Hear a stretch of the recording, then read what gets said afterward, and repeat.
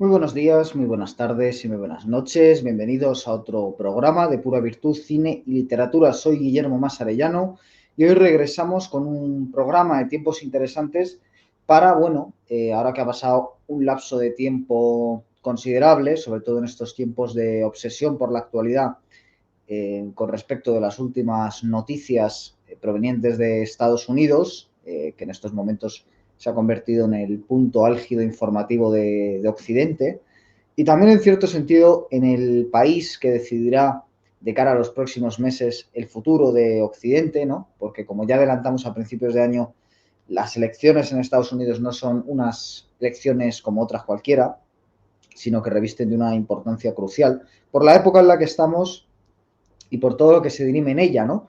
Y precisamente en los últimos meses llevamos, y oye, uno tiene que tener un mínimo de orgullo de decirlo, porque este es un canal pequeño, es un canal humilde, es un canal, bueno, porque un señor haciendo sus comentarios público, con sinceridad y sin querer sacarles nada, eh, que no es poco.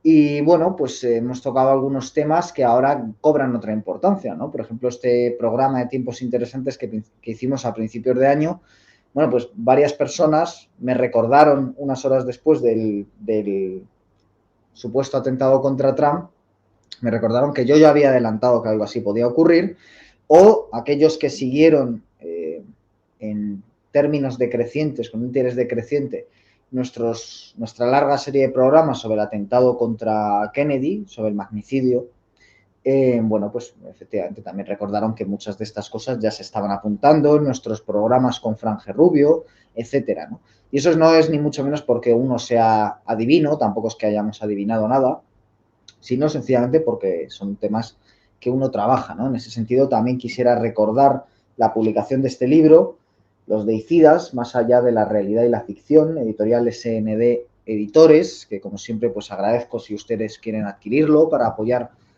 mi trabajo, y también porque efectivamente todos estos temas han cristalizado aquí y muchos de los comentarios que yo he hecho, que sigo haciendo y que por ejemplo voy a hacer hoy, tienen que ver con lo que se ha tratado en este libro, ¿no? Entonces, bueno, estamos viviendo una farsa, un simulacro, que como saben es uno de los ejes de mi trabajo, el simulacro, la idea de simulacro, que en definitiva es una idea tan antigua como la propia humanidad, ¿no? Es decir, mientras haya conciencia de la realidad, hay conciencia de que la realidad es un simulacro, ¿no? Es el famoso velo de Maya, y esa realidad, pues en definitiva es un juego de espejos que tiene que ver con el autodescubrimiento de aquel que está experimentando la realidad y sobre todo con la conciencia despierta, ¿no? El paso de tener conciencia, pero que esa conciencia esté dormida, tener una conciencia y que esa conciencia esté despierta, ¿no? Y bueno, eso en mi opinión siempre ha sido así desde el principio de los tiempos, pero en un mundo donde esa realidad cada vez está más influida por la tecnología, ocurre que, y por los medios de comunicación y por la sociedad del espectáculo, ocurre que el simulacro va ganando capas y capas y capas y sobre todo el simulacro se va convirtiendo en una red tejida para distraer o para manipular por parte de grupos de poder que tienen una serie de intereses y por eso tejen esa red, ¿no? Y en definitiva, este es, en mi opinión, el resumen de lo que estamos viendo, ¿no? Que se está, de alguna forma, produciendo unos cambios, como si fueran placas tectónicas que tienen movimientos y se producen terremotos, pues están produciéndose unos cambios en esa red, en la configuración de esa red, porque estamos preparándonos para nuevos tiempos, ¿no? Igual que ya ocurrió en 2020, igual que ya ocurrió en 2001 o igual que ya ocurrió en 1963. Entonces, quizás la forma mejor de empezar este vídeo, una vez hecha esta introducción, sería ir a 1963, hablar del magnicidio contra Kennedy, ir al 2001, hablar de las Torres Gemelas, hablar de la guerra de Vietnam en un caso, hablar de la guerra en Oriente Medio en otro, pero no vamos a irnos tan lejos y ni siquiera tan cerca, no vamos a hablar de la pandemia que ocurrió cuando Donald Trump estaba por primera vez en la Casa Blanca y que en buena medida contribuyó a su expulsión de la Casa Blanca, ¿no? Por el entonces presidente más votado de la historia, en número de votos, que fue Joe Biden, que es el presidente que acaba de dimitir hace apenas una semana, ¿no? Entonces, bueno, por no irnos tan lejos, el momento al que yo querría marcharme en un primer instante sería el debate que se produjo entre Joe Biden y Donald Trump, debate televisivo, que ya es muy significativo que Donald Trump se prestara a él. Porque ese debate, en mi opinión, fue mi análisis cuando lo vi, estaba hecho nada más que para demostrar que Biden era incapaz para presentarse de nuevo a las elecciones.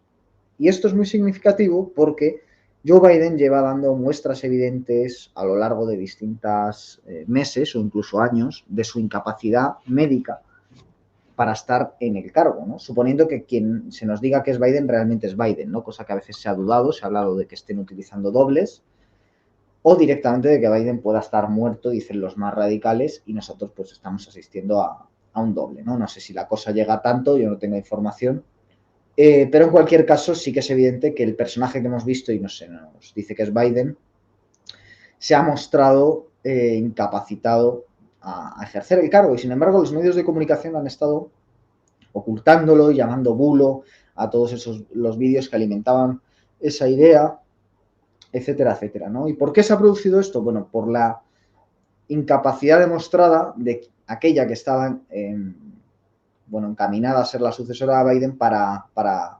realmente tener un liderazgo convincente, ¿no? Que era Kamala Harris. Kamala Harris es un personaje que en el momento en que es nominado para vicepresidente es muy poco conocido, muy poco popular y según se nombra ya se nos dice que con la edad de Biden pues hay muchas probabilidades de que esta mujer acabe siendo presidenta de los Estados Unidos y acabe siendo la primera presidenta afroamericana y mujer de los Estados Unidos, ¿no? La primera mujer y también la primera mujer afroamericana.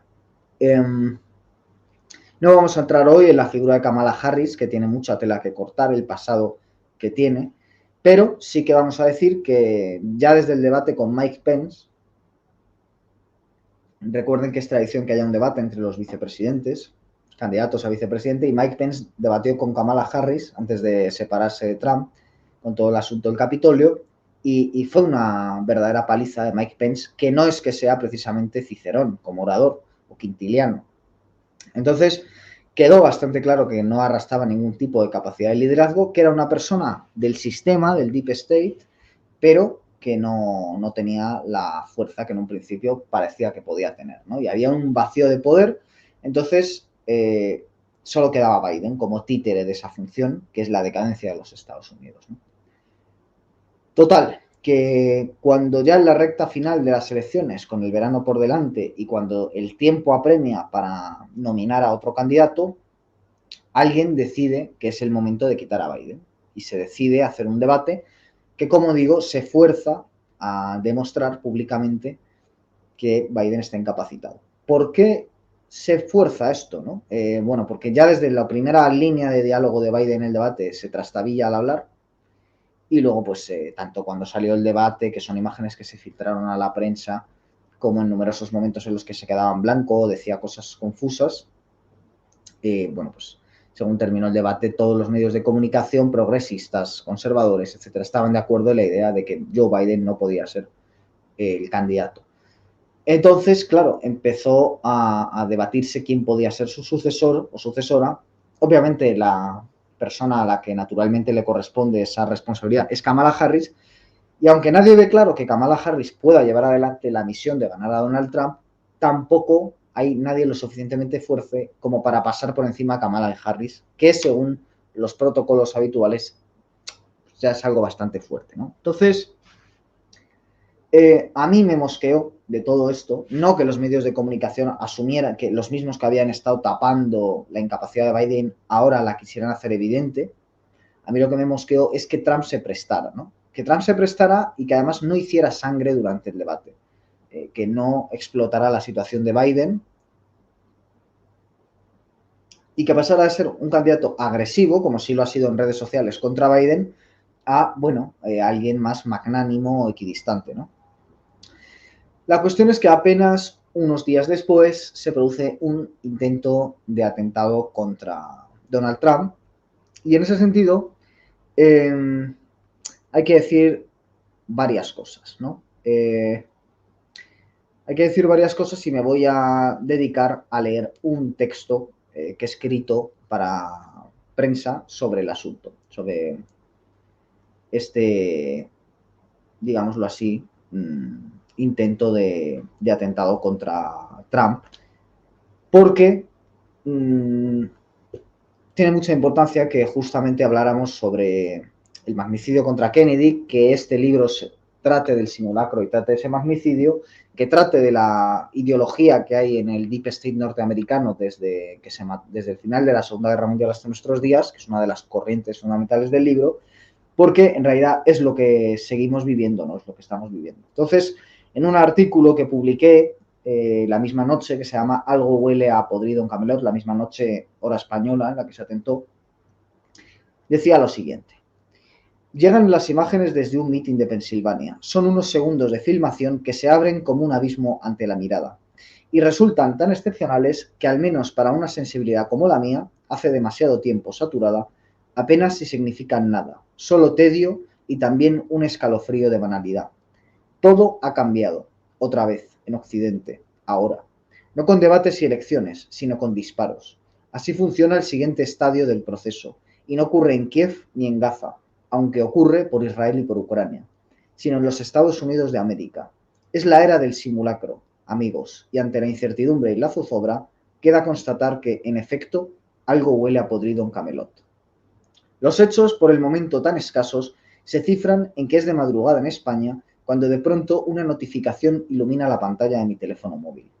Alguien ha disparado contra el expresidente de los Estados Unidos mientras se encontraba en un acto de campaña. Sí, alguien ha disparado en la cara al próximo presidente de los Estados Unidos. En la cara.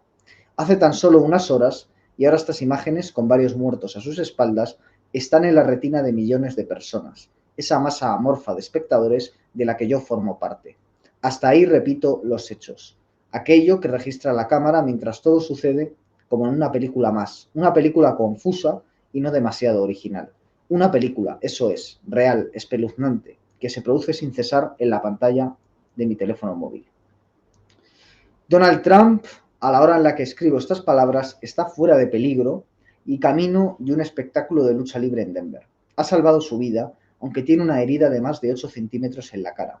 Su muerte, insisto, se ha evitado por cuestión de milímetros y un chaleco antibalas. Millones de norteamericanos no han salido a la calle armados para defender la libertad en su país precisamente por esa misma razón. Un movimiento del expresidente en el momento del tiro ha evitado un baño de sangre histórico en el corazón urbano de la primera potencia occidental. Y vale remarcarlo, solamente eso, unos escasos centímetros han evitado aquello que resulta cada vez más inminente en Occidente. El resto, por supuesto, son especulaciones sobre la autoría. Se lo achacarán a un lobo solitario, otro más, tan inverosímil como sus antecesores. Eso, por supuesto. Pero ¿estarán detrás la CIA, el Pentágono y el Estado profundo que defiende los intereses geopolíticos de la OTAN? ¿O por el contrario se trata más bien de un atentado de falsa bandera perpetrado para sorpresa de muchos por el Estado profundo cuyos intereses encarnaría precisamente el propio Trump? En eso consisten los tiempos interesantes. Todo está a la vista y al mismo tiempo todo está oculto. Ojos bien abiertos, ojos bien cerrados, para que solamente entienda bien aquel que ha sido llamado a hacerlo. Aunque las próximas horas delatarán mediáticamente la estrategia a seguir por parte de los verdaderos autores del evento, será su éxito o su cobardía quien nos arrojará la verdad. Porque si algo resulta más allá de toda duda razonable, es que desde el siglo XIX en adelante los Estados Unidos de América jamás han estado tan cerca de una guerra civil como ahora, justo ahora, en la pantalla de mi teléfono. Así que retrocedamos en el tiempo. Desde que apareció la grabación del masón Abraham Zapruder en 8 milímetros que muestra el asesinato de JFK, producido el 22 de noviembre de 1963, fotograma a fotograma, no tenemos duda alguna de que la bala que destrozó su cerebro procedía de delante del coche presidencial. Aún así, la versión oficial ha decidido ignorar este hecho durante más de 60 años. Da igual todo lo que se quiera contraargumentar para desestimar el falso relato oficialista. Es la propia necesidad casi religiosa que tiene el buen ciudadano de creerse los cuentos que le cuentan como forma ignominiosa de servidumbre voluntaria la que se impone. Porque en la realidad extraña, importa más la conciencia tranquila del buen ciudadano que la verdad, dado que esa misma verdad desmantelaría una gigantesca ideología de la técnica cuya destrucción supondría de manera casi inmediata un auténtico desmoronamiento de una civilización exangüe, a la que muy pocos se atreven a mirar a la cara a estas alturas. En parte, lo que nos escupe la pantalla del móvil no es otra cosa que un cuento acerca de Camelot, para que así no tengamos que mirar a la cara a esa verdad tan desagradable que habla de la ideología de la técnica y cuya revelación podría perturbar y mucho los sueños inanes del buen ciudadano. Entonces, ¿qué cuento nos van a contar ahora? Ningún presidente se ha asemejado tanto a JFK como Trump. En cierto sentido, es su imitador más paródico y ahora ha seguido sus pasos casi que hasta la tumba. Las consecuencias del atentado son, pues, bastante inciertas, tan importantes, me atrevería a decir, como lo fue el 11 de septiembre, si finalmente Trump regresa a la Casa Blanca en noviembre. Y es que si el Estado profundo está detrás de esto, puede significar que la OTAN está desesperada por parar el regreso a Trump a la Casa Blanca y se ha arriesgado demasiado en su empeño, y por culpa de su progresiva desesperación ha fracasado. O por el contrario, y de forma más probable, significaría que el Estado profundo quiere llevar a Trump de vuelta a la Casa Blanca para que haga lo que el Partido Demócrata jamás podría hacer, reformas, principalmente, un cambio necesario para un sistema oxidado y en plena descomposición. En cualquiera de los dos casos, Trump sería y será el próximo presidente y tal vez también el último, porque de lo contrario estallaría y estallará la guerra civil en las calles del país. Las próximas horas son del todo inciertas, como lo es ya el propio presente desde el que escribo, que está más allá de la realidad y la ficción. Acabamos de asistir a un ritual televisado, otro más. Es difícil saber qué intereses, a qué intereses responde dicho ritual, por lo menos en este momento. Pero en cualquier caso, es evidente que Trump sale reforzado desde el punto de vista social y electoral. Donde Kennedy fue destrozado por una bala que le atravesó la frente, Trump camina reforzado hacia su regreso al trono precisamente porque una bala no llegó a acertar de lleno en su rostro. Es tiempo de tormenta en Camelot, mientras algo huele a podrido en Norteamérica. El puño en alto del expresidente confirma la vía libre para su victoria. Esa fotografía valiente y cinematográfica que ahora se reproduce en todas partes ya forma parte de la historia, del imaginario y del mito. Y nosotros estamos atrapados ahí, en el mismo vértigo de tiempo, solo que en el lado equivocado del teléfono. Bueno, esto es lo que escribí la noche en la que dispararon a Trump por petición del director de uno de los medios donde colaboro, ¿no? Y yo tuve la sensación, según me avisó un amigo, de que esto había ocurrido y puso la televisión y lo vi, y las imágenes se sucedían en bucle en la CNN, en la Fox, sin que hubiera más comentarios, solo eran las imágenes una y otra vez. Me di cuenta de que estaba ante algo malvado, ¿no? Me di cuenta de que estaba ante algo manipulado también. Y luego, según fueron apareciendo las evidencias, esas dudas que yo tuve en los primeros momentos y que planteo en el artículo, ¿no? Bueno, pues será que el Deep State quería matar a Trump, se despejaron. Y me di cuenta de que no, el Deep State no quiere matar a Trump. Esa es la PSYOP. La PSYOP consiste en hacer creer eso a la gente, a buena gente que ha tenido sus simpatías por Trump, y a buena gente que no tenía ninguna simpatía por Trump y que ahora le va a apoyar, que es esa misma gente que se negaba a creer que Biden estaba senil y que luego lo afirmó, ¿no? La segunda parte de eso, una vez afirmaron que Biden está senil, es después del atentado aceptar que Trump va a ser el próximo presidente de los Estados Unidos, ¿no? Y eso ya se ha producido a nivel de opinión pública, ¿no? Todos esos medios que daban igualadas las encuestas, en cuestión de horas, dijeron que Trump iba a ganar y son los que siguen diciendo que a pesar de que ahora ha entrado Kamala Harris, va a ganar Trump, ¿no? ¿Y qué supone la victoria de Trump? Bueno, hay que decir que Trump es bastante farsante, ¿no? Esto sé que va a doler a muchos que lo defienden, pero realmente Trump prometió en su primer mandato hacer muchas cosas que no hizo, muchas reformas, ¿no? Y ahora en su segundo mandato va a ocurrir igual, ¿no? Un ejemplo de esto son las supuestas elecciones falseadas. Porque yo, si me presento de candidato a unas elecciones y tengo la certeza, como él afirmó tenerla, de que han sido falsificadas, para luchar contra eso lo que no hago es volver a presentarme. Sin embargo, Trump sí que ha vuelto a presentarse, ¿no? Entonces, de alguna forma, aunque él denuncia que hubo un fraude electoral, está legitimando ese mismo sistema que, según él, habilitó el fraude, ¿no? Y para mí esto es muy buen ejemplo de por qué Trump es un caballo de Troya y por qué todo lo relacionado con Trump es una psyop. Porque Trump, en muchos sentidos, permite que el Deep State por fin revele su verdadero rostro, que es un rostro que tiene mucho que ver con la extrema derecha, en cuanto a la necesidad de buscar un César, como dice también un amigo mío, ¿no? Trump como César, como un César. Y bueno, pues gente que tiene ciertas simpatías por el Tercer Reich y que estaría de acuerdo en esa cosa que venimos anunciando mucho tiempo, tanto por escrito como en vídeo, que es la llegada de un cuarto Reich en Occidente, ¿no? En Europa, por un lado, con la Unión Europea, y en Estados Unidos, pues por ejemplo, con el ascenso de Trump, ¿no? Y toda esa derecha en la que nosotros, o yo mismo en muchos sentidos, he podido estar involucrado, escribiendo en periódicos de este sector, presentando mis libros en lugares de este sector, publicándolos en editoriales de este sector ideológico, pero en el fondo yo nunca he sentido que formara parte de él y por eso ahora me permito criticarlo, ¿no? Porque incluso aunque yo tenga simpatías por Dugin, por ejemplo, para mí cuando Dugin dice que Vladimir Putin es un gobernante tradicional, pues obviamente eso desde el punto de vista intelectual para mí es miserable. O cuando, por ejemplo, defiende a Trump, ¿no? Con todo lo que estamos viendo y que yo creo que es evidente, también para mí es una posición ideológica miserable, que responderá pues a las razones que sea que respondan, ¿no? Porque una cosa es lo que uno escriba y otro lo que es, ¿no? Pero en cualquier caso, yo creo que, como siempre digo, estamos en la República de Weimar, igual que hemos vivido de mayo del 68 en adelante, ¿no? Con la píldora anticonceptiva, con el divorcio, etcétera. Un cambio en las costumbres, una descomposición social, una deconstrucción de lo femenino, ¿no? Ahora que está de moda el tema este de las tradwives y todo este asunto por una mujer de TikTok y no sé qué.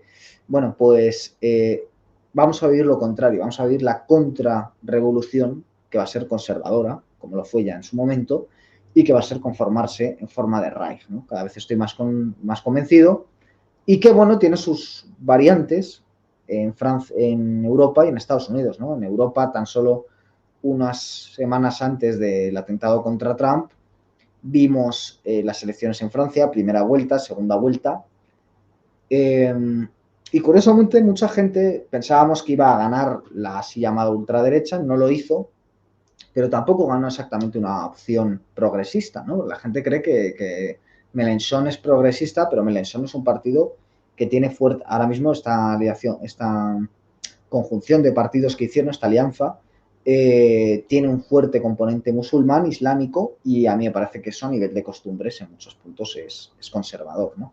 Entonces, el Cuarto Reich está en marcha en cualquier caso, o sea, ganar a Mélenchon o ganar a Le Pen, aunque no fuera exactamente Le Pen la candidata, lo único que significaba, o sea, ganar el Frente Popular o ganar el Frente Nacional, en cualquier caso, ganaba el Cuarto Reich, ¿no? Ganaban opciones sólidas, ¿no? Lo que se llaman los dioses fuertes de derecha, que son anti-islamistas y conspiranoicos, o dioses fuertes de izquierda, que son estatolátricos y promusulmanes. Pero iban a ganar los dioses fuertes en cualquier caso, y así ha ocurrido, ¿no? Y ese es el mapa que hay en Francia y es el mapa que poco a poco se va haciendo visible en Europa cada vez más.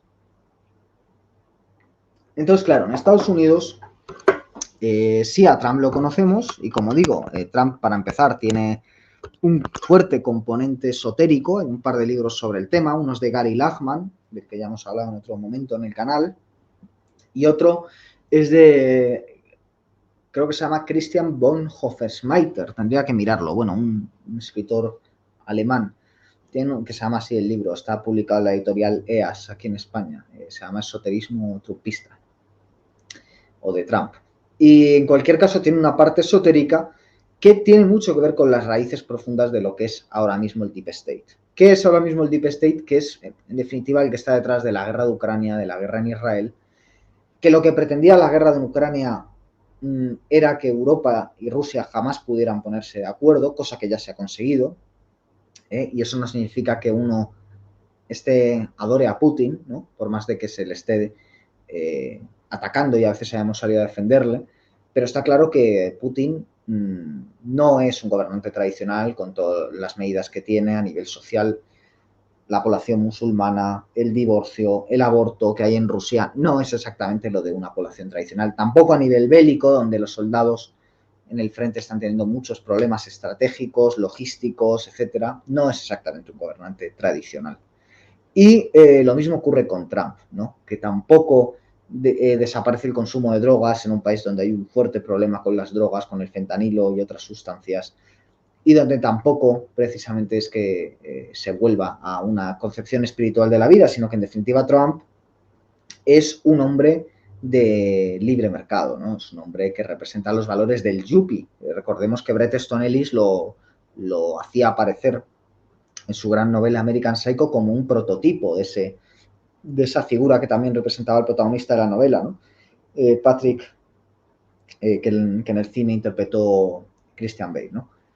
Entonces, esa es la PSYOP, en definitiva. Igual que hay una etapa que es el wokismo, y eso forma parte de la PSYOP, y vendernos que el wokismo es lo mejor y que hay una peligrosa ultraderecha, etcétera, y esa funciona para un sector de la población. Hay otra que es vendernos a estas supuestas alternativas como héroes. Y curiosamente se utilizan autores como Ébola incluso, que aquí saben que nos gusta, pero se le utiliza también por muchos sectores de la alt-right como un referente. Y el Deep State, en cierto sentido, puede tener a Ébola como un referente, ¿no? Pero no debemos, en mi opinión, confundirnos y apoyar ese Deep State, ¿no? Pero bueno, antes de seguir con esto que estoy comentando, quisiera leer otro artículo, también de última hora, y también por encargo del director de uno de los periódicos en los que estoy colaborando, que me pidió que escribiera sobre la dimisión de Biden, pues apenas unos minutos después de que ocurriera, y esto es lo que escribí. Comencemos hablando de los hechos. Ya es oficial. Joe Biden acaba de abandonar la política por medio de una carta pública que ha aparecido en la red social X, antes conocida como Twitter, después de medio siglo entregado a la voracidad de esa extraña entidad omnívora, el poder. Con esta noticia de última hora se confirma aquello que los mentideros, junto con el sentido común más elemental, llevaban no poco tiempo anunciando. Los pasillos de Washington pierden con ello a uno de los últimos baluartes estables a largo plazo de la vieja guardia. Nadie mínimamente informado, repito, nadie, puede sorprenderse de esta última hora. Sin embargo, puesto que aunque los últimos años de su presidencia han sido un reguero de irregularidades, de fracasos y de una disfuncionalidad tan evidente como permanente, solo desde la farsa del último debate presidencial con Trump, que se hizo nada más que para forzar la salida de Biden, los medios de comunicación se han permitido hablar de ello. Y así es como funcionan las cosas en el mundo de la imagen, cuyas reglas son tan similares a las de la mafia. Los mismos que hasta ese momento obviaban el tema de la evidente incapacidad de Biden para permanecer en el cargo, de pronto no podían ponerse a hablar de otro tema, hasta terminar de matar al animal herido. Ahora vamos con un poco de política ficción, este género tan del gusto de quien les escribe. A finales del año pasado, la plataforma Netflix estrenó uno de los blockbusters del año, titulado Dejar el mundo atrás, en el que Mahershala Ali, Julia Roberts y Ethan Hawke se ponían al servicio del talentoso Sam Smell en una película que en apenas 2 horas narra el pormenorizado descenso a los infiernos de una familia norteamericana de clase media durante un apagón generalizado. Es decir, algo bastante parecido a nuestro futuro más inminente, según vienen anunciando en los últimos años los gurús más autorizados de la agenda dominante. Recapitulemos, pues, el Partido Demócrata cambia de candidato para las elecciones presidenciales a última hora, justo después de que Donald Trump saliera reforzado tras el atentado. La actualidad nos está gritando algo, ciertamente, mis queridos amigos, pero ¿de qué demonios se trata? ¿Elemental? ¿O qué? ¿Acaso no lo sospechan? Los mismos que le han hecho la cama y abierto la puerta a Biden en cuestión de horas son los mismos que han pasado exactamente ese mismo periodo de tiempo quitándole el polvo a la corona para cuando le llegue el turno a Trump. Y ese servilismo del verdadero poder lo llaman con todo el descaro del mundo prensa y demás medios de libre información. Ahora que el presidente de los Estados Unidos abandona la campaña presidencial poco antes de llegar a la meta, toca hablar de su relevo natural, Kamala Harris. Esta mujer de pasado dudoso, incompetencia probada y vínculos poco recomendables es la candidata más evidente. Y voy a saltar un poco. El hombre del momento dentro de la política norteamericana no es, contra lo que cabría esperar, Donald Trump, el rey resucitado que camina firmemente en dirección a su trono, sino James David Vance, convertido al catolicismo, autor del libro de superventas Hillbilly, una elegía rural, eminentemente joven para el cargo, casado con una mujer hindú y de segunda generación, y representante, en cierto sentido, de los intereses del nuevo Silicon Valley dentro del futuro despacho oval. Un epicentro de la nueva riqueza norteamericana que se encuentra ubicado en Texas antes que en California, con tipos como Elon Musk y sobre todo Peter Thiel, al frente. ¿Y por qué es el hombre del momento en medio de este marasmo de actualidad? Porque aparenta ser un representante del tipo medio americano, cuando en realidad es todo lo contrario, algo muy oscuro. Y recuerden, porque si le pasa cualquier cosa a Trump durante su ya casi inevitable presidencia, él sería su particular sustituto a la manera de Lyndon B. Johnson. ¿Y qué es, en definitiva, aquello que dejamos atrás con la marcha de Biden? Tras pasar por la enfermedad del COVID, el presidente más manejado y demacrado de Occidente que Occidente ha visto jamás, deja el cargo a su impopular y mediocre sucesora tras una gestión política desastrosa en todos los ámbitos, que solo ha sido útil para la agenda del verdadero poder oligárquico en la sombra, puesto que en todo lo demás ha sido y es una calamidad para los ciudadanos de todo el orbe. Biden ha sido y es el peor presidente de entre todos los presidentes de la historia, como decimos, siendo de lejos el más nefasto de los que han ocupado la Casa Blanca en el presente siglo. La economía, la inmigración, los conflictos sociales y, sobre todo, su política exterior ha sido una calamidad. Es posible que con Biden se esté dejando atrás la guerra de Ucrania e incluso una división social prebélica dentro de la propia sociedad estadounidense, aunque solo el tiempo dirá qué nos depara el verdadero poder. Pero antes de abandonar estas líneas, por favor no olviden una cosa. El mismo Deep State, compuesto por un complejo militar, industrial, tecnológico, que ha mantenido a Biden en el poder hasta el límite y que en apariencia prepara ahora el reemplazo de Trump, es quien siempre tiene la última palabra. Porque el así llamado pueblo americano no le importa a nadie en los mismos despachos de Washington que ahora ven cómo se marcha toda una institución con el paso lento de los elefantes que se saben próximos a la muerte. Bueno, este era el artículo. Y bueno, la referencia a esa película, Dejar el mundo atrás y al apagón, no es casual, ¿no? Porque está claro que van a empezar a pasar cosas bien antes de las elecciones para influir en el resultado, y eso podría hacer que Trump no llegara al poder, o bien después, y eso sería para reforzar algo, ¿no? En cualquier caso, tanto esta película que menciono, Dejar al mundo atrás, con el tema del apagón, una película producida por los Obama, que hasta ahora no le han dado públicamente el apoyo tampoco a Kamala Harris, a pesar de que Joe Biden fue el vicepresidente de Barack Obama durante las dos legislaturas, sale este año junto con otra película que se llama Civil War, que aunque ninguna de las dos sea una gran película a nivel cinematográfico, sí que están hechos por jóvenes directores recomendables, o a seguir la pista, vamos, con trabajos interesantes como la serie Mr. Robot, en un caso, la película Aniquilación en otro caso. Y esta segunda película, Civil War, básicamente trata sobre matar al presidente de los Estados Unidos en un contexto de guerra civil, ¿no? De eso va la película. Y no deja de ser curioso porque, bueno, ese presidente está caracterizado con muchos rasgos propios de Trump. Y recordemos que está grabado cuando Trump no es ya el presidente de los Estados Unidos, ¿no? Con lo cual, muy interesante, ¿no? Y es muy interesante esto también de trabajar con Hollywood, porque si algo queda claro con el atentado, si algo queda claro con el debate, si algo quedó claro ya en otros ejemplos que no vamos a citar, es que cuando hay una cámara delante grabando, no estamos viendo la realidad, ¿no? Sino una simulación. Hay gente que dice, pero bueno, ¿cómo puedes decir que Trump estaba metido en el ajo del atentado, ¿no? Bueno, ahora hablaremos de eso, pero es que ustedes no han visto películas de Hollywood. O sea, no conocen los efectos especiales, ¿no? Hay gente que dice, bueno, está la foto de la bala. La foto de la bala la hizo el mismo tipo que le sacó la foto a George Bush Jr. cuando en el 11 de septiembre supuestamente se entera de lo que está ocurriendo, ¿no? Con eso creo que ya está todo bastante dicho. Hay muchas más evidencias, ¿no? Pero que haya una foto con una bala no significa nada. Esas cosas a día de hoy son fáciles de trucar. Y en cuanto al propio atentado en sí, no digo que es lo que haya ocurrido, pero sería bastante fácil llenar todo ese auditorio de actores prácticamente y que todo aquello sea fingido. No digo ya digo que eso haya ocurrido, pero creo que nos permite ver hasta qué punto nuestra realidad a día de hoy es manipulable, ¿no? Y el que no se haya enterado, en mi opinión, está en un grave problema. Entonces voy a terminar de leer un último texto, si es que hay alguien todavía al otro lado para escucharlo. Otro artículo más. En este trato de centrarme en el tema del tirador, pero ya verán que tratamos muchas más cosas y después termino ya el análisis, ¿no?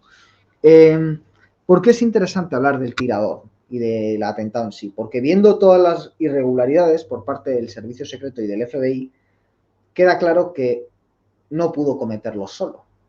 Esto ya pasó con Oswald, Y eso, en el caso de Kennedy, significó que el propio servicio secreto y el FBI, y sobre todo la CIA, había colaborado para matar al presidente. Pero es que el presidente murió. Entonces sí, el Deep State mató al presidente. En este caso no es que hayan fallado, porque esto hay que tenerlo muy claro. Si hubieran querido matar al presidente, Donald Trump no hubiera salido vivo. ¿Por qué? Porque en el caso de Kennedy sí había un cabeza de turco, un chivo expiatorio, que era Oswald, pero había por lo menos otros 3 tiradores. Y no iba a salir vivo. Pero es que en este caso no había otros 3 tiradores, porque si no, no hubiera salido vivo. Y que no haya esos otros 3 tiradores, es decir, que una bala no lo mate, pero que no haya más balas para matarlo, o sea, que no haya más tiradores, implica que desde luego no lo querían muerto. Porque esa idea de que el Deep State se iba a exponer tanto y a fracasar es inconcebible. Quien diga eso no sabe cómo piensan, cómo funcionan ni el poder que realmente tienen. ¿No? Si hubieran querido a Trump muerto, Trump estaría muerto. Eso lo aseguro. Y cualquiera que sepa cómo funcionan lo sabe. Entonces, que hayamos visto de manera tan evidente los fallos, lo único que demuestra a cámara del servicio secreto, lo único que demuestra es que estaba hecho todo para que nosotros viéramos esos fallos y pensáramos que efectivamente había algo detrás. Pero es que aún así, el FBI está actuando casi de la misma manera que actuó en el 63. Es decir, no está investigando las cosas a fondo. ¿Por qué? Porque igual que en el 63, si las hubiera investigado a fondo, nos daríamos cuenta de que es imposible que solo participara una persona. En este caso, que solo hubiera un tirador, ¿no? Como digo, en el 63 lo que se está encubriendo era un asesinato y ahora lo único que se está encubriendo es la verdadera trama de lo que ha ocurrido. Vamos a ver en este artículo qué es lo que yo creo que ha ocurrido. Todo con pinzas. Los incontables profanos de Occidente todavía no hemos aprendido bien que el así llamado imperio de la ficción nos sitúa más allá de la realidad y del mito en cuanto nos encontramos ante una cámara encendida, ya que con ella penetramos en el tiempo mítico de los hechiceros y los falsos relojeros universales. En ese sentido, cabe citar al escritor chino Cao Shueqin, abro cita, cuando se toma lo falso por verdadero, lo verdadero se torna falso, que es la cita inicial del sueño del pabellón rojo. Desde la perspectiva simbólica de estos brujos negros, todo ritual de sangre, y muy especialmente aquellos revestidos bajo la apariencia de asesinatos en serie, desapariciones inexplicables, sangrientos crímenes de gran repercusión social, grandes tiroteos de masas y notorios atentados terroristas, son en realidad operaciones sobre el inconsciente colectivo que muy difícilmente se pueden aprender desde una óptica limitada al ámbito de lo puramente racional. Esto se puede percibir de manera muy especial, casi tangible, en la actualidad simulada de estos días. Es el caso del chivo expiatorio Thomas Matthew Crooks, el supuesto tirador en el fallido atentado contra Donald Trump. Porque no se trata de un lobo solitario, como machaconamente nos dicen esos medios de comunicación que llevan décadas monopolizando la información sobre los grandes eventos de nuestro tiempo, Kennedy, 11S, pandemia, sino de una auténtica llamada al caos. El motivo, el regreso del rey a través de una guerra civil norteamericana de dimensiones hierogámico-sacrificiales, tomando el término de Pedro Bustamante, como ya han anunciado en una película de este mismo año, aunque ese ya es otro tema. En ese sentido hay que recordar lo escrito por James Selby Downard, abro comillas, el eterno psicodrama pagano se intensifica en estas condiciones modernas precisamente porque la brujería no es lo que el hombre del siglo XX puede aceptar como real, cierro comillas. Y por Michael Hoffman II, abro comillas, el procesamiento alquímico de humanos se realiza con los accesorios del tiempo y del espacio. Los rituales significativos en zonas significativas parecen doblar la realidad. En su significado más secreto se dice que la hechicería es el resultado final de doblar la realidad. Cierro comillas. Terminaremos, pues, de resumir la situación en los términos alquímicos más apropiados. Se está produciendo la solidificación por medio del enfriamiento, en lo que Trump, el rey sacrificado falsamente, resucita como una figura simbólicamente ungida para así mejor recuperar su trono. Para esto es necesario que el caso de Crooks, víctima de acoso y maltratos en su juventud, aparezca como cerrado justo cuando la investigación en torno a la figura debe comenzar. Las motivaciones de este muchacho, que al parecer participó en un proyecto no demasiado transparente ni definido de BlackRock, el mayor fondo de inversión del mundo, siguen siendo un misterio, ¿no? Todo esto, por cierto, está en un vídeo. Y BlackRock tiene grandes intereses en las industrias armamentísticas, es decir, en el Deep State. También resultan misteriosos los numerosos huecos biográficos de su breve existencia. Sabemos que este potencial genio de las matemáticas frecuentaba un campo de tiro con su padre, al que robó el rifle AR-15 junto al que apareció muerto, que guardaba armas y explosivos de fabricación casera en su coche, que en 2021 hizo una donación miserable al Partido Demócrata, que horas antes de morir compró munición y una escalera y que en el momento de su muerte llevaba una camiseta del canal de YouTube Demolition Ranch, y poco, muy poco más, es lo que realmente sabemos de él, salvo que encarnaba los inequívocos rasgos del proyecto MKUltra. Hay más. Jonathan Willis, el tirador de los servicios secretos encargado de proteger a Trump, tuvo casi durante 5 minutos a Crooks en el punto de mira, según su propio testimonio filtrado a la prensa. Y en efecto trasladó ese dato a sus superiores inmediatamente, pero nadie le ordenó disparar. Hasta que todo hubo comenzado y después, tras matar a Crooks, esos mismos servicios secretos, repletos de negligencias, retiraron rápidamente el cadáver del supuesto tirador de la escena del atentado. Desde el primer momento, los medios de comunicación de todo Occidente han comprado el relato del gobierno sin rechistar. Una versión oficial de los hechos tan vaga como autocomplaciente. No conocemos la opinión de, por ejemplo, el padre de Crooks, que es terapeuta, sobre su hijo, que igual algo interesante nos podría decir, digo yo, pero a cambio sí conocemos la de alguno de sus compañeros de instituto, que nos dicen que era un paranoico, claro, o que otra cosa nos iban a contar. Entre tanto, el FBI se confesaba públicamente incapaz de acceder al teléfono de Crooks. Y ahora, cuando por fin han logrado penetrar en tan hermético arcano técnico, los mismos muchachotes pulcramente trajeados van y nos dicen que no hay nada interesante ahí dentro, sin terminar de concretar nada más. Y eso que el tipo, recordemos, no tenía redes sociales, a pesar de haber nacido en 2003.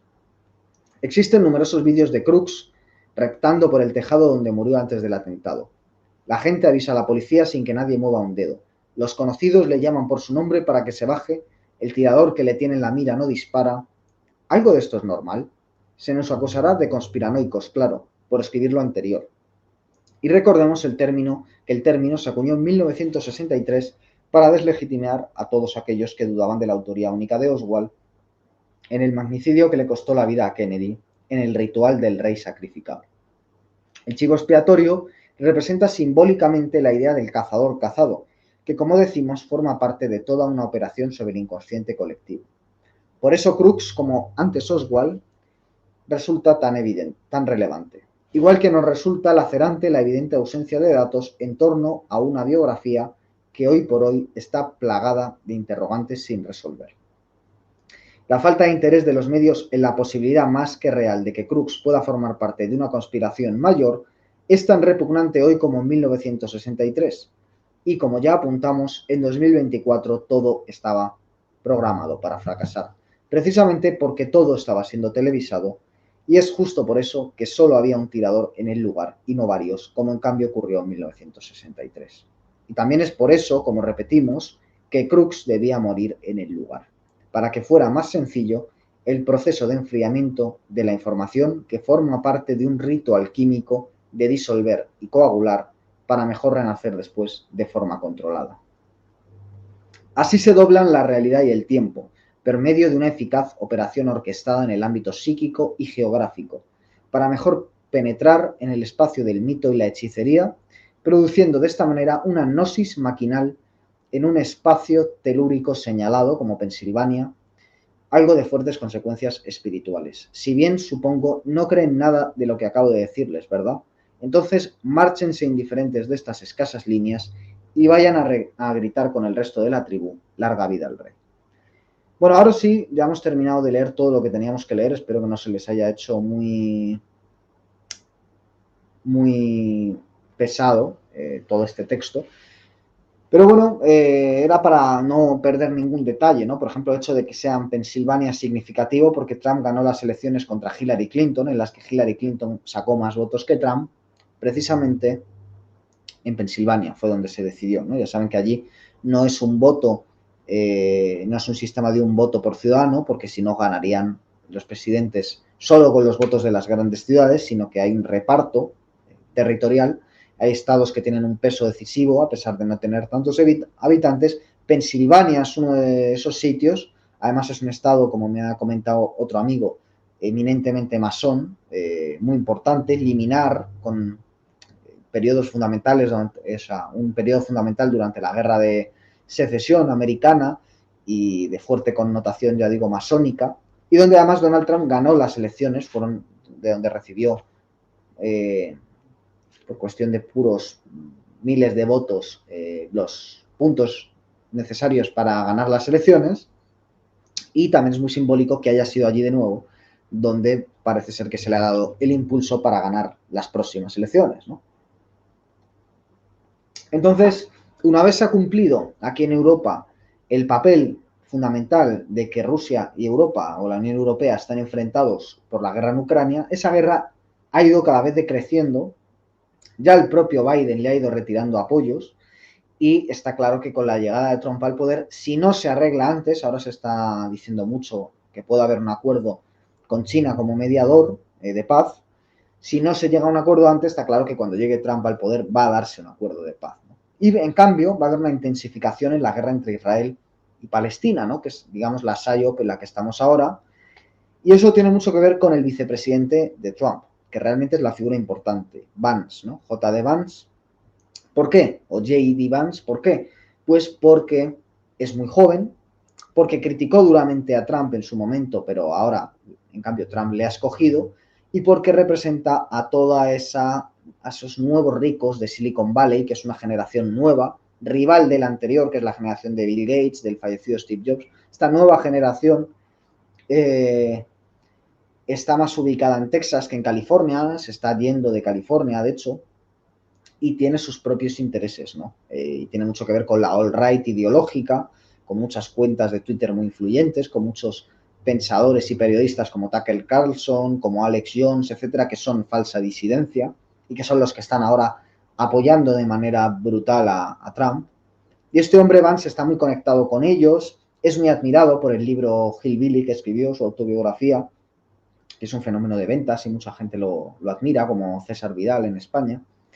Y bueno, este hombre es el hombre a seguir, porque si le pasa cualquier cosa a Trump, sea por edad o sea porque hay cualquier tipo de suceso, es el que va a ser presidente, como Lyndon B. Johnson. Y en esta suerte de parodia de Kennedy, que es algo que apuntaba yo en el artículo, ¿no? La idea de que los mismos que mataron a Kennedy pudieran estar parodiando a Kennedy desde el principio con Trump, que es una suerte de figura paródica de Kennedy. Pues digamos que un punto, esto ya es puramente especulativo, pero un punto máximo de esa parodia sería hacer lo mismo, retirar al presidente y poner a dedo a un vicepresidente. Y de hecho Vance en ese sentido tiene mucho que ver con Lyndon B. Johnson por su conexión con el votante medio americano, ¿no? Podríamos decir que en cambio no representaría a Trump o no representaría a Kennedy por sus orígenes familiares, ¿no? Entonces, es muy interesante también por la conexión que tienen Trump y Vance con el mundo judío, de los judíos ortodoxos, ¿no? De cara a lo que pueda ocurrir en Israel.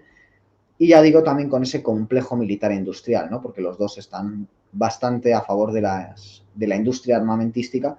Y a día de hoy la industria armamentística por un lado y la industria tecnológica por otra, y los acabamos de mencionar, ¿no? BlackRock, industria armamentística, Peter Thiel y Elon Musk, industria tecnológica, pues son realmente quienes componen por lo menos la parte pública de lo que conocemos del Deep State, ¿no? Porque luego en la industria tecnológica hay gente que no conocemos, mucho más influyente, y en la industria armamentística, pues por ejemplo BlackRock es la cara más conocida, pero en cambio BlackRock a su vez depende de otro fondo que se llama Vanguard y es mucho más difícil saber quiénes son las personas que están detrás de Vanguard que aquellas que están en BlackRock, ¿no? Como el recientemente fallecido Larry Fink, que era la cara más visible de BlackRock. En definitiva, con todo esto, ¿qué es lo que queremos decir, no?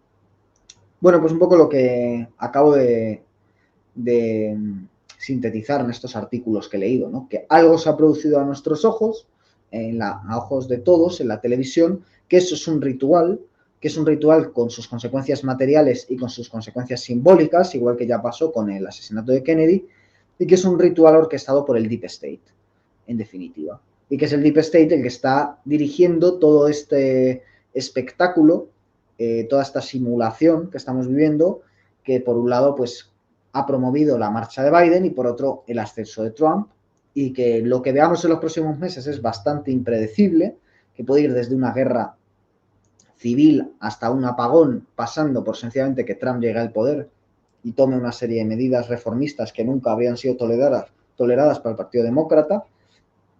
Y que, bueno, el Deep State se pueden decir muchas cosas, que o bien sí que hubo un fraude electoral porque en su momento quisieron echar a Trump y ahora se han arrepentido y quieren que vuelva, o bien la marcha de Trump estaba prevista igual que lo está su vuelta. En cualquier caso, pues sé que quizás a muchos de ustedes les choque que yo apoye esa versión tan conspiranoica, ¿no? De que el atentado pues sea una farsa.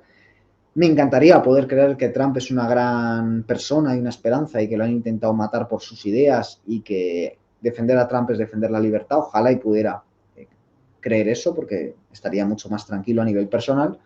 Pero lo que creo es que tanto con las Olimpiadas como con las elecciones, pues estamos ante unos meses en los que se están produciendo muchos cambios, que han pasado ya muchos años desde lo que pasó en 2020. Yo esperaba cosas fuertes en menos tiempo. Y aunque ha habido guerras, no han ocurrido el tipo de cosas que yo ocurría, ¿no? Tan en territorio propio. Y que yo creo que con estas elecciones y con lo que estamos viviendo, ya hemos vivido, con estos hechos a los que acabo de aludir, y sobre todo también con lo que va a ir ocurriendo en los próximos meses, se está produciendo ese nuevo hecho y que obviamente la PSYOP que acompaña al evento pues tiene mucho que ver con esa noción de simulacro que yo trato aquí en los deicidas y que básicamente el plan es que toda esa gente que se cree alternativa acabe pasando por el aro, porque si no, no se podría llevar a cabo, ¿no?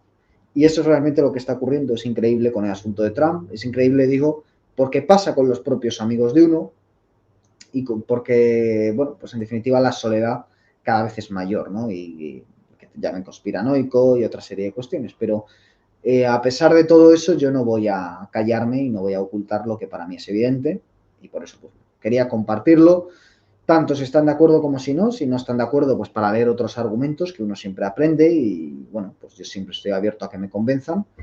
Y también, pues por si hay alguien más al otro lado de la pantalla que tiene las mismas percepciones que yo he manifestado en estos textos que he leído y en los comentarios torpes más bien que he podido hacer al respecto y dejándome muchas cosas fuera. Pero bueno, no quería dejar pasar esta situación. También quiero confesarles, yo que no suelo hablar mucho en términos personales en estos programas, que para mí ya se produce un cansancio con toda esta actualidad, ¿no? Se produce un cansancio también con todos estos temas. Yo ya después de escribir este libro, la verdad es que estoy bastante cansado y la tradición de los europeos de tratar estas cuestiones. Les agradezco mucho los que lo han comprado y me han hecho llegar sus comentarios. Igual que les agradezco mucho que sigan estos vídeos de tiempos interesantes, pero cada día me encuentro más cansado por la actualidad, porque veo que sirve de poco tratar estas cuestiones y el coste es alto, no es que sea terrible, pero sí que es alto. Y bueno, pues en definitiva, quiero decirles que no sé si va a haber muchos vídeos más de tiempos interesantes. Si los hay, porque me apetece hacerlos, pues ya nos veremos en ese contexto de ese tipo de temas. Y si no, pues nada, que yo he disfrutado haciendo esta serie, tratando de resumir cuestiones muy complejas que ocurrían de manera muy inmediata, aunque para este vídeo me toma un poco más de margen. Pues lo he disfrutado, pero también me ha terminado de cansar, porque a mí en definitiva lo que me gusta es hablar de libros, hablar de cuestiones eh, que no indican tanto señalamiento, que se puede ser más sutil y que sobre todo permiten más descansar y reírnos y usar la imaginación que en definitiva estas cuestiones que son muchas veces viscerales y no traen nada bueno, ¿no? Así que en definitiva mi consejo es tener una sana indiferencia por todos estos acontecimientos. Yo mismo la tengo y de hecho si he tenido un mayor seguimiento ha sido por esas peticiones de escribir artículos o por querer hacer este tipo de vídeos. Yo realmente lo que recomiendo y me parece más sano es una sana indiferencia, mientras uno pueda mirar las montañas y los árboles y los pájaros, que es donde está la belleza, y el arte, ¿no? Los libros, las películas, los cuadros, la música, pues podrá ver que aunque el mundo se esté yendo al carajo en muchos puntos, hay cosas que no cambian, que esas cosas son bellas y es donde está lo sagrado realmente. Y mi consejo es refugiarse mucho más en eso que en las cuitas de las noticias diarias, ¿no? Sobre todo aquí en España, que estamos con Pedro Sánchez, Begoña, el PP, no sé qué, que son verdaderamente destructivas desde el punto de vista espiritual y malvadas. Y bueno, pues mi recomendación es que por lo que pueda pasar, vamos a intentar volver a la senda de los libros y volver a la senda de aquello que verdaderamente es nutritivo. Y mi consejo es que ustedes también lo hagan, si les parece bien. El apagar la televisión, que es muy sano, apagar la radio, apagar el periódico y dedicarse pues a las grandes cosas de la vida, ¿no? Que son mucho más sencillas y evidentes y no están llenas de todo esto, todos estos entramados, ¿no? Como suele decirse, el demonio está en los detalles y además el mal es complejo, ¿no? Mientras que lo bueno, lo bello y lo verdadero es simple, ¿no? Así que es mejor dedicarse a las cosas simples que a todos estos asuntos donde es muy fácil fallar, yo el primero, y les pido disculpas por los fallos que haya podido haber y por los que esté cometiendo todavía, pero es muy difícil realmente moverse con rectitud en caminos tan espinosos y, en fin, que me estoy enrollando. Que volveremos pronto con más programas, no dejaremos de hacer programas, desde luego, en Pura Virtud, Cine y Literatura. Hasta pronto.